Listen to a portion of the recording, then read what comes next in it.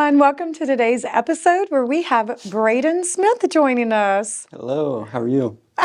You can tell he's really excited to be here. I think, did you just wake up from a nap, Bradyn? I just yawned before we got on camera, so we're good to go now, though. Okay, but this episode is going to be way more exciting. Yes. And we're going to get him pumped up. So, first of all, guys, thanks for joining us today. We've had a lot of interest lately of people moving in from out of area, not just necessarily out of state, but just people who are not from Tahlequah.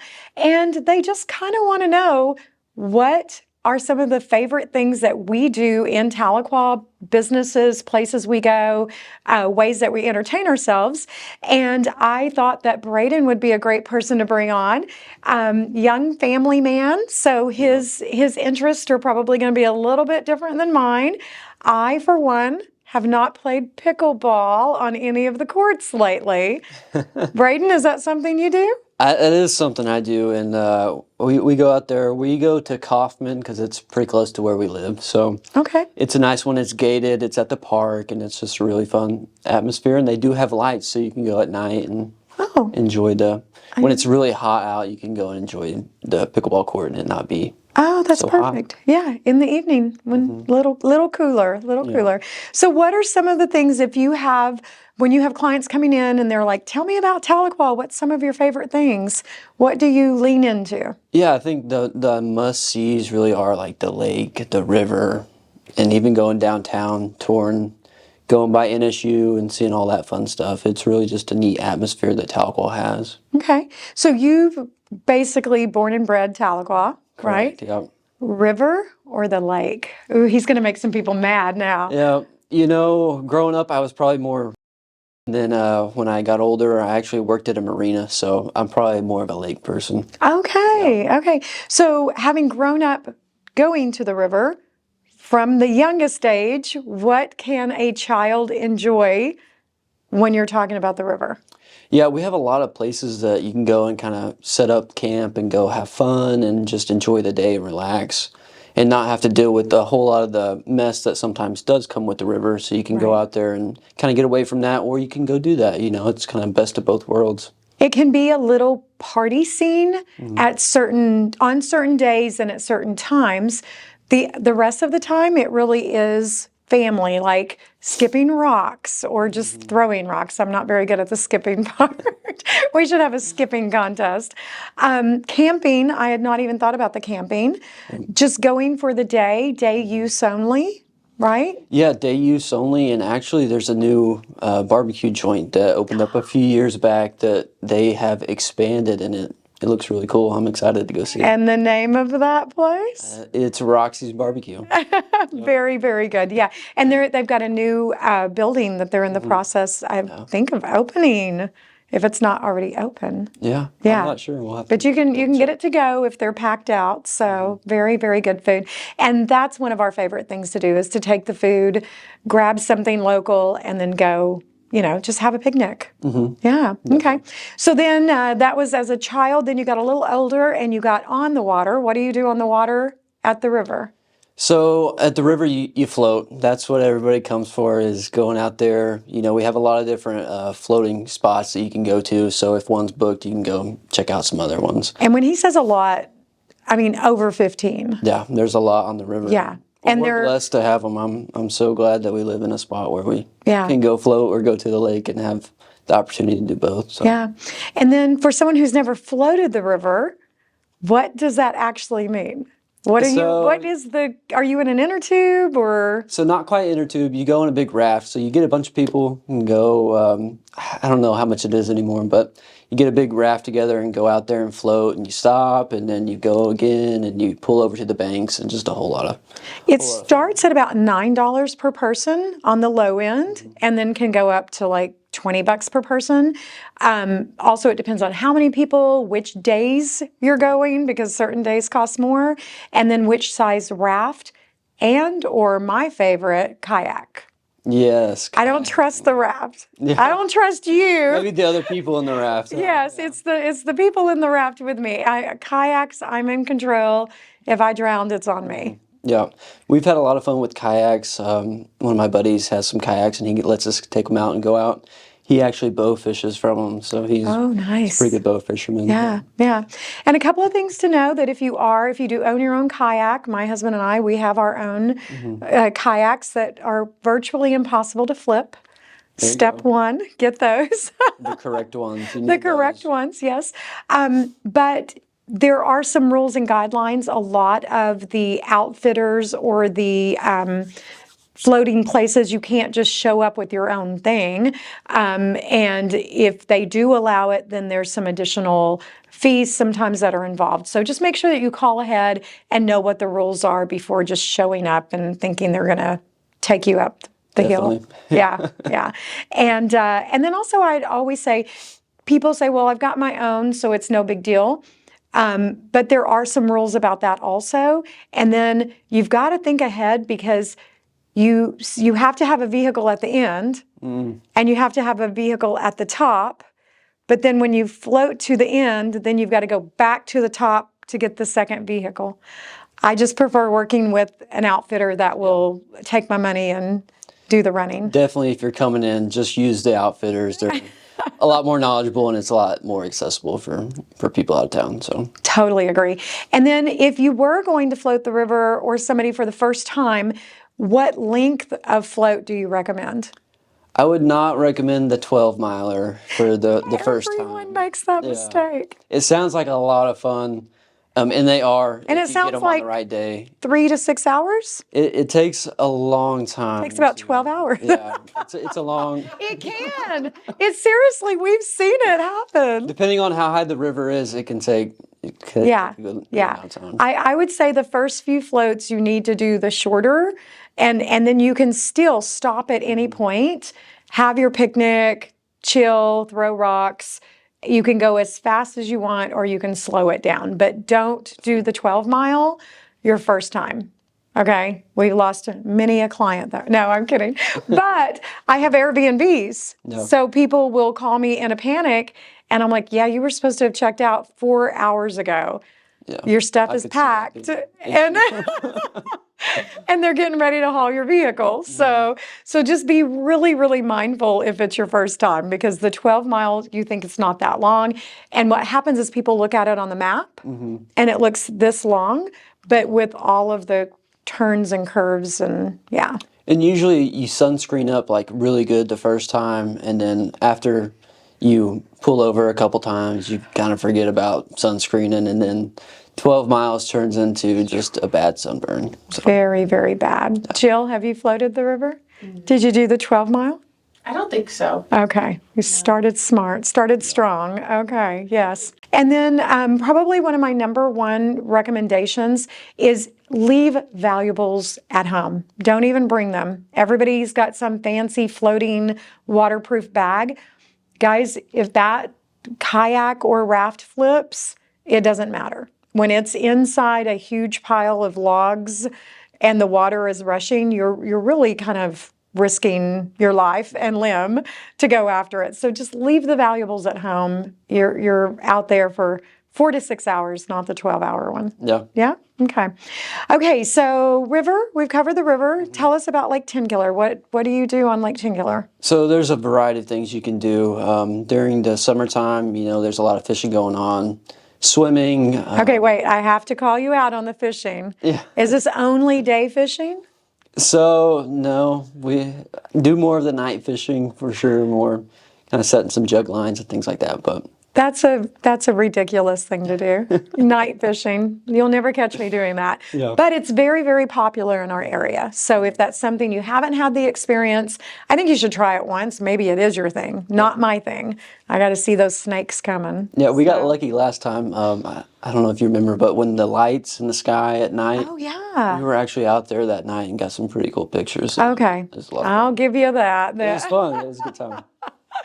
Flat bottom boats. It's easy for the snakes to get in. Yeah, definitely. Okay, so we got night fishing, we've got day fishing.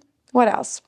So you got, the tubing, just beaching it, going out and going to a different cove or teacher's cove, or there's a bunch of different spots that you can go out and kind of get into a variety of things. It doesn't really matter. You can go out there and have a great time. There's marinas. So many marinas. There's a lot of them. So Yeah. you can get into just about anything you want out there and have a great time doing it. Yeah, yeah.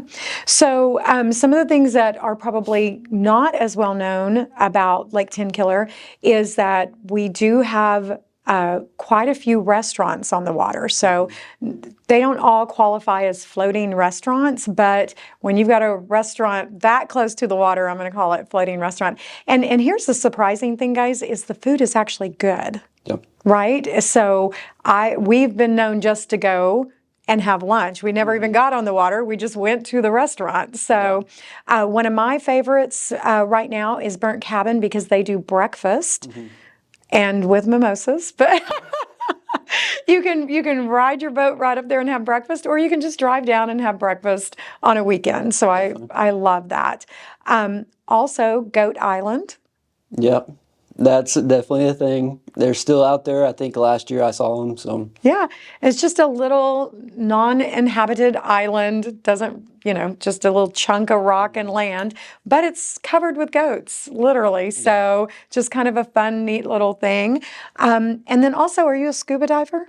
So I don't, but I know a lot of people that love it, and we have an awesome spot for it for sure. And Tenkiller, I was going to say Tahlequah, but Lake Tenkiller, or also known as Tenkiller Ferry Lake. She's going to double check that. So, and that gets a little confusing for people because on some of the diving sites, it's known as Lake Tenkiller Ferry, or she's going to check. But it is Tenkiller Ferry Lake. Tenkiller Ferry Lake, but it is highly rated as a clear water diving lake. So if you are into scuba diving, there's some really cool stuff. There's an old, did you know this? There's an old WWII airplane that they sank to the bottom specifically for the scuba divers so they could scuba dive down. And sounds like a lot of fun. Yeah, we should do that as a team. Yeah. Little team training. Jill's like, no, I'm out. Okay. So Lake Tenkiller is not your typical lake, guys. It's super, super clear. It's great for scuba diving, all of the water sports that you could possibly imagine. And it's definitely what I consider a family-friendly lake. Yes. We're surrounded by several state parks, everything from Greenleaf all the way up to Cherokee Landing, with several in between. And these are open, free day sites to utilize. You can pay if you want to do some camping or stay overnight or bring your RV. But if you're just looking for a place to go, toss the football and frisbee and be on the water fishing with the little ones, Cherokee Landing is one of my favorites. So Cherokee Landing is awesome. So growing up, I went to like a K through 8 school, and they had the cross country meets out there. yes, You got to run by the lake, and it was awesome. I never got first, if you can imagine that. But it was fun just getting to see the lake and getting to be out. And they still do that. Yeah. Yeah, they still, because Boston does that. Yeah. So she loves it. They have like a place where there's a bunch of pine trees, and you can run all through them, and it's a lot of fun. Yeah. And they have these really large covered pavilions that you can rent for the day. It's really super cheap. I mean, I'm going to say under $20 or something. You can reserve it. We've had a couple of family reunion type things there. So just really, really fun. And again, very family friendly, not a ton of fast traffic or anything because they do have the speed bumps and the way the roads are. So I highly recommend it. So definitely the camping on Cherokee Landing. That's where my family grew up camping, and it's a lot of fun. We had some great times out there. So. Yeah, love that. Okay. Bring your bikes out there, you can ride all over. Yep, and just fish right from the shore. Yep. Perfect. Okay, so what else in Tahlequah? If you're not fishing or on the water or on the river, or pickleballing or any of that, Yep. So we've recently got like a big baseball park. They're starting to put in some new turf and things like that. So we're really starting to expand, and there's a lot of different things coming into Tahlequah that makes it really attractive. Yeah, absolutely.